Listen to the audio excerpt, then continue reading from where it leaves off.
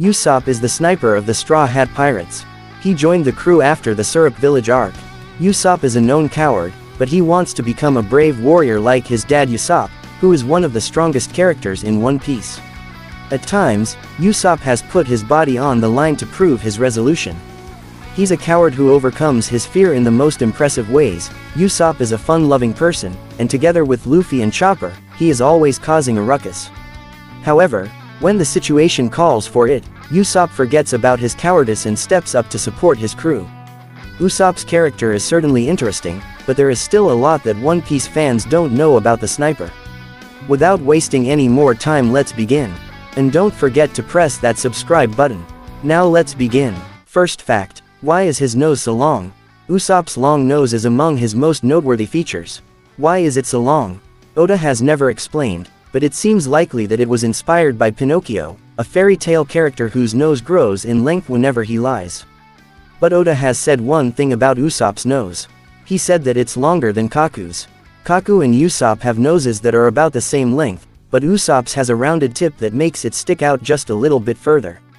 Second fact: Usopp is one of the crew's hairdressers. When a fan asked how the Straw Hats keep their hair looking neat and trim, Oda joked that Zoro cut everyone's hair using his swords, before saying that really, it was Usopp and Robin who took care of the crew's hairdressing needs. The following is what Oda said: "True, their hair does grow out. So who gives haircuts on the crew? Why, it's Zoro. He turns on the rest and goes, Tiger Trap. Just kidding. What the hell, man, I'm gonna whoop your behind. Sure, your pee-hole. Why, I oughta." The real answer is probably Usopp or Robin. Maybe I should draw a heartwarming picture of a haircut someday. Third fact: his birthday is oddly fitting. Usopp's birthday is April 1st, or April Fool's Day. This is appropriate since one of the things he's best known for is telling lies. April Fool's Day is celebrated in Japan, so it seems possible that Oda chose the date intentionally. Fourth fact: his goggles have special features. Usopp's goggles aren't just there for show. They have a functional purpose, and some special features. Oda explains. Those are goggles. Sniper goggles. At first he only wore them for looks, but in Logotown he got the brand new model from North Blue. The scene on the right was supposed to be the first page of Chapter 98, in Volume 11. The number of pages went over the limit, so we scrapped it. The goggles have sunglasses on them to eliminate glare when aiming, and they can flip up and turn around and stuff like that, so Usopp really likes them. Fifth fact: Usopp's Japanese voice actor wrote the notes to the Sogeking song. Usopp's voice actor, Kappei Yamaguchi, does more than just provide Usopp's voice. He also wrote the music that went along with the Sogeking theme song after Oda wrote the lyrics. It's not surprising that Yamaguchi provided his musical talents.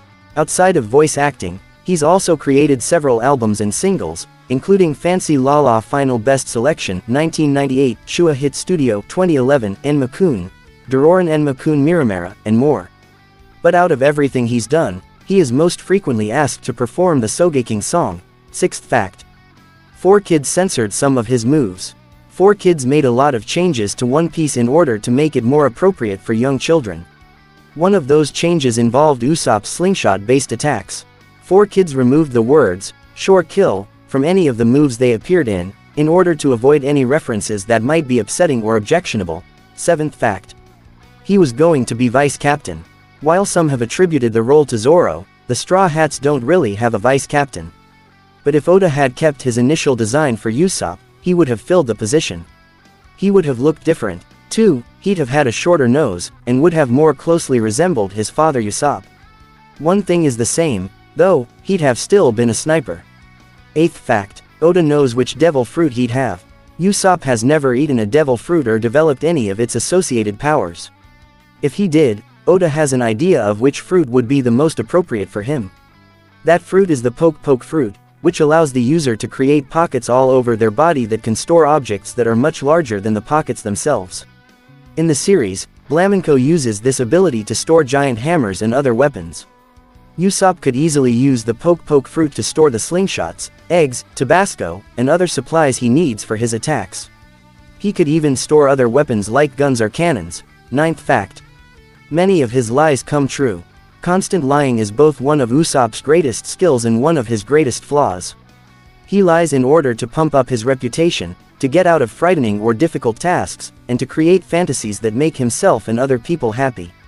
Not all of his lies stay that way, some turn out to be true later on.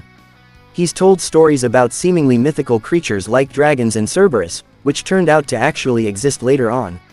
He once pretended that a beautiful swordswoman carrying meat was arriving. Rebecca would appear doing just that in Dressrosa. Is this all just a coincidence, or is Usopp secretly psychic? 10th fact. He inspired an amusement park in Skypia. While Usopp was in Skypia, he introduced the people there to rubber bands. They were so taken with this invention that they created a rubber band-inspired theme park called Wagamuland. A statue of Usopp stands in the front, but his name is spelled wrong, with only one P instead of two. 11th fact. In another life, he'd be an African graphic designer. While Usopp is pretty dedicated to the pirating life, his creator has an idea of what he might be doing, and where he'd be from in another life. That life would be lived as a graphic designer in Africa. Usopp is a creative person with strong art skills, so graphic design is on point. Africa seems a little vague. It's a gigantic continent with 54 countries. It'd be nice if Usopp's hypothetical home were somewhere as specific as Nami's, which is Sweden.